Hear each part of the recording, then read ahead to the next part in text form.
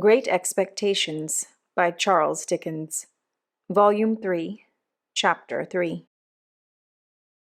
Dear boy and Pip's comrade, I am not a-going for to tell you my life, like a song or a storybook, but to give it you short and handy.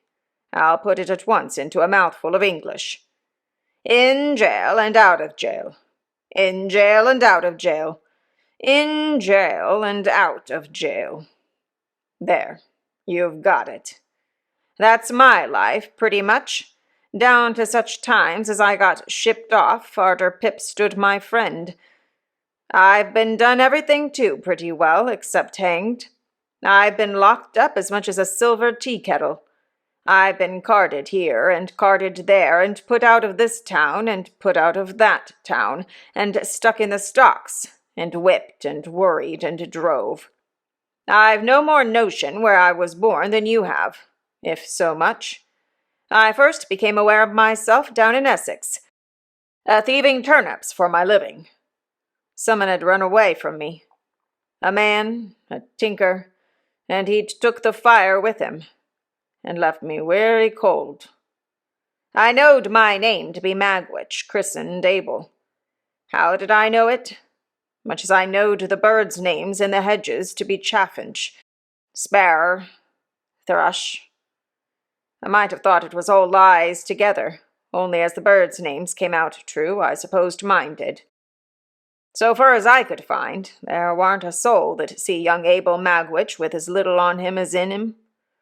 But what caught fright at him, and either drove him off, or took him up. I was took up,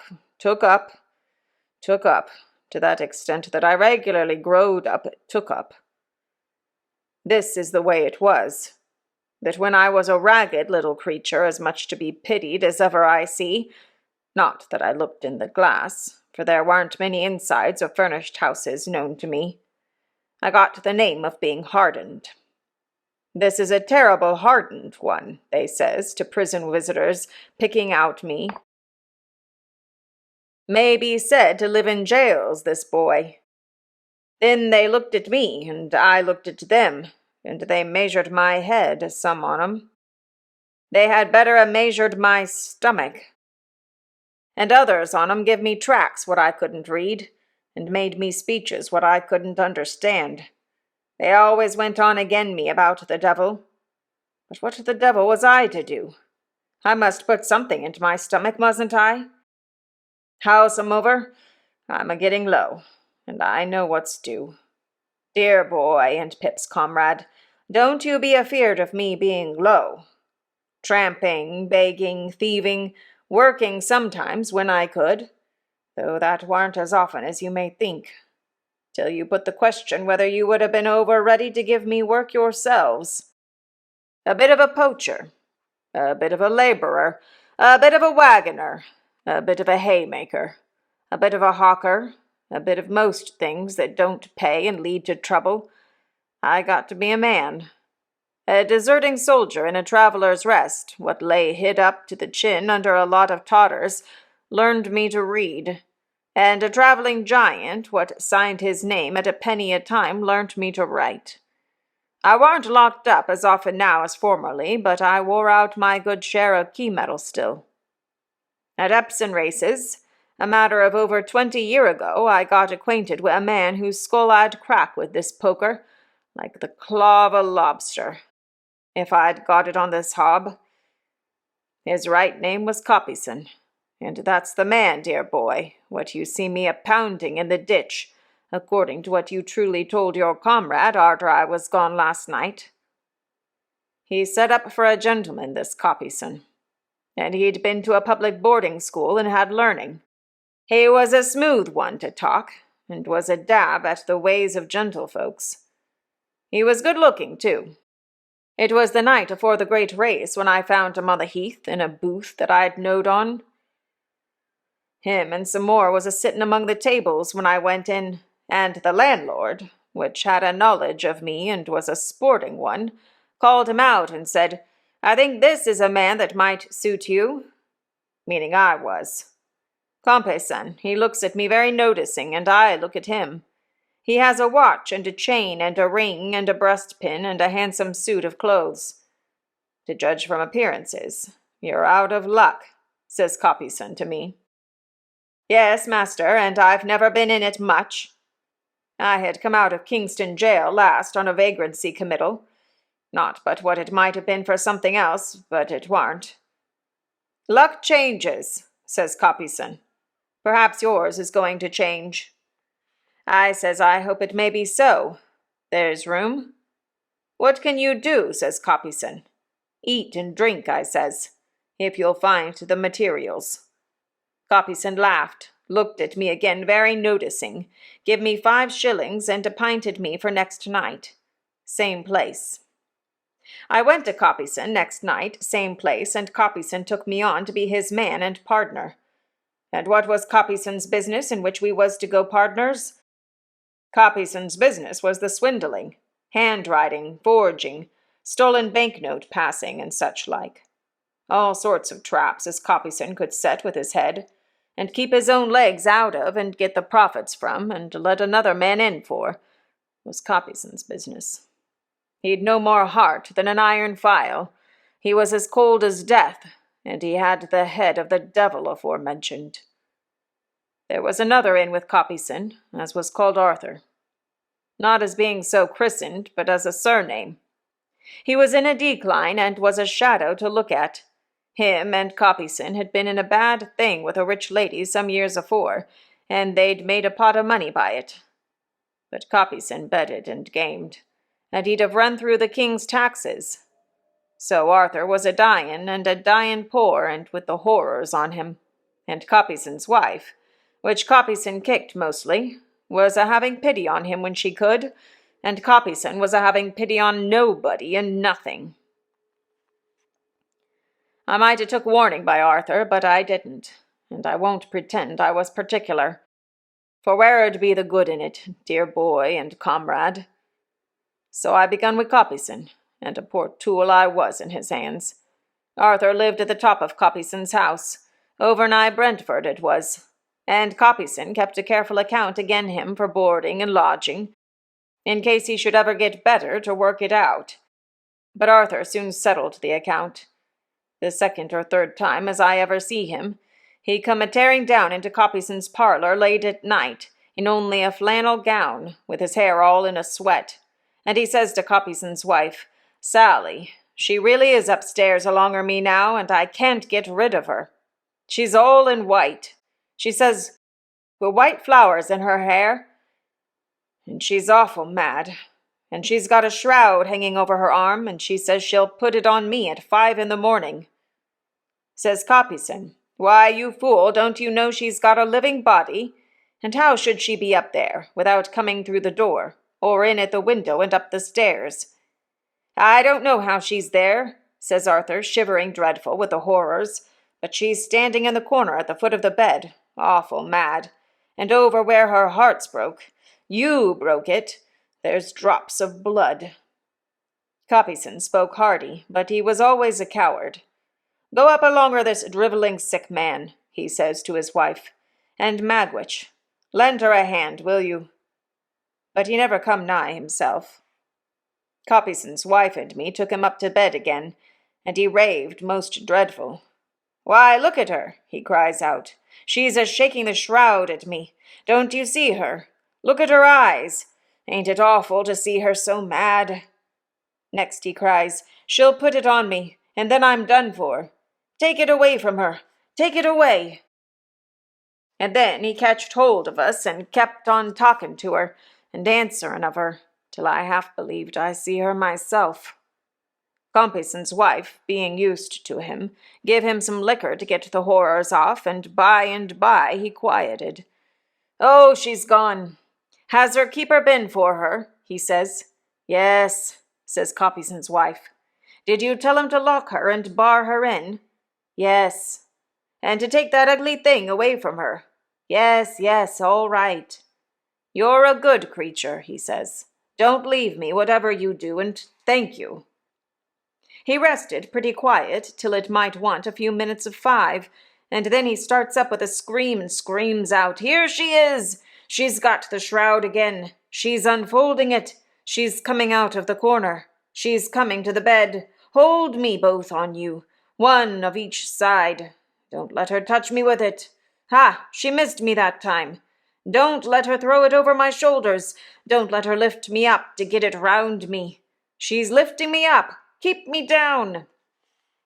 Then he lifted himself up hard and was dead. Copyson took it easy as a good riddance for both sides. Him and me was soon busy, and first he swore me, being ever artful, on my own book. This here little black book, dear boy, what I swore your comrade on. Not to go into the things that Compeyson planned and I done, which 'ud take a week. I'll simply say to you, dear boy, and Pip's comrade, that the man got me into such nets as made me his black slave. I was always in debt to him, always under his thumb, always a-working, always a-getting into danger. He was younger than me, but he'd got craft, and he'd got learning, and he overmatched me 500 times told, and no mercy. My missus, as I had the hard time with— Stop, though, I ain't brought her in. He looked about him in a confused way, as if he had lost his place in the book of his remembrance, and he turned his face to the fire, and spread his hands broader on his knees, and lifted them off and put them on again. There ain't no need to go into it, he said, looking round once more. The time with Copyson was a'most as hard a time as ever I had. That said, all's said. Did I tell you as I was tried alone for misdemeanor while with Copyson? I answered no. Well, he said, I was, and got convicted. As to took up on suspicion, that was 2 or 3 times in the 4 or 5 year that it lasted, but evidence was wanting. At last, me and Copyson was both committed for felony, on a charge of putting stolen notes in circulation. And there was other charges behind. Copyson says to me, separate defenses, no communication, and that was all. And I was so miserable poor that I sold all the clothes I had except what hung on my back, afore I could get jaggers. When he was put in the dock, I noticed first of all what a gentleman Copyson looked, with his curly hair and his black clothes and his white pocket handkercher, and what a common sort of wretch I looked. When the prosecution opened and the evidence was put short aforehand, I noticed how heavy it all bore on me, and how light on him. When the evidence was given the box, I noticed how it was always me that had come for'ard, and could be swore to, how it was always me that the money had been paid to, how it was always me that had seemed to work the thing and get the profit. But when the defense came on, then I see the plan plainer. For, says the counsellor for Copyson, my lord and gentlemen, here you has afore you, side by side, 2 persons as your eyes can separate wide. One the younger, well brought up, who will be spoke to as such. One the elder, ill brought up, who will be spoke to as such. One the younger, seldom if ever seen in these here transactions, and only suspected. T'other, the elder, always seen in 'em, and always with his guilt brought home. Can you doubt if there is but one in it, which is the one, and if there is 2 in it, which is much the worst one? And such like. And when it come to character, warn't it Copyson as had been to the school, and warn't it his schoolfellows as was in this position and in that, and warn't it him as had knowed by witnesses in such clubs and societies, and nowt to his disadvantage? And warn't it was me as been tried afore, and as had been knowed up hill and down dale in Brideswells and lock-ups, and when it came to speech-making, warn't it Copyson as could speak to 'em with his face dropping every now and then into his white pocket handkercher? Ah, and wi' verses in his speech, too. And warn't it me as could only say, Gentlemen, this man at my side is a most precious rascal. And when the verdict come, warn't it Copyson as was recommended to mercy on account of good character and bad company, and giving up all the information he could again me, and warn't it me as got never a word but guilty. And when I says to Copyson, once out of this court I'll smash that face o' yourn, Ain't it Copyson as prays the judge to be protected, and gets 2 turnkeys stood betwixt us? And when we're sentenced, ain't it him as gets 7 year and me 14? And ain't it him as the judge is sorry for, because he might have done so well? And ain't it me as the judge perceives to be an old offender, of violent passion, likely to come to worse?" He had worked himself into a state of great excitement, but he checked it 2 or 3 short breaths, swallowed as often, and stretching out his hand towards me, said, in a reassuring manner, "I ain't a-going to be low, dear boy." He had so heated himself that he took out his handkerchief and wiped his face and head and neck and hands before he could go on. "I had said to Compeyson that I'd smash that face of his, and I swore Lord smash mine to do it. We was in the same prison ship, but I couldn't get at him for long, though I tried. At last I came behind him and hit him on the cheek to turn him round and get a smashing one at him, when I was seen and seized. The black hole of that ship warn't a strong one, to a judge of black holes that could swim and dive. I escaped to the shore, and I was a-hiding among the graves there, envying them as was in 'em and all over, when I first see my boy." He regarded me with a look of affection that made him almost abhorrent to me again, though I had felt great pity for him. "By my boy, I was give to understand as Compeyson was out on them marshes too. Upon my soul, I half believed he escaped in his terror, to get quit of me, not knowing it was me as has got ashore. I hunted him down. I smashed his face, and now, says I, as the worst thing I can do, caring nothing for myself, I'll drag you back. And I'd have swum off, towing him by the hair if it had come to that, and I'd have got him aboard without the soldiers. Of course, he'd much the best of it to the last. His character was so good. He had escaped when he was made half wild by me and my murderous intentions, and his punishment was light. I was put in irons, brought to trial again, and sent for life. I didn't stop for life, dear boy, and Pip's comrade being here." He wiped himself again, as he had done before, and then slowly took his tangle of tobacco from his pocket and plucked his pipe from his buttonhole, and slowly filled it and began to smoke. "Is he dead?" I asked after a silence. "Is who dead, dear boy?"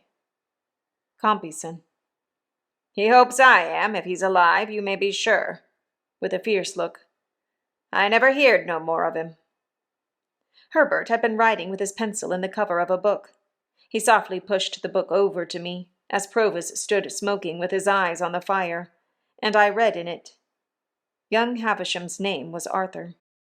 Compeyson is the man who professed to be Miss Havisham's lover. I shut the book and nodded slightly to Herbert, and put the book by. But we neither of us said anything, and both looked at Provis as he stood smoking by the fire.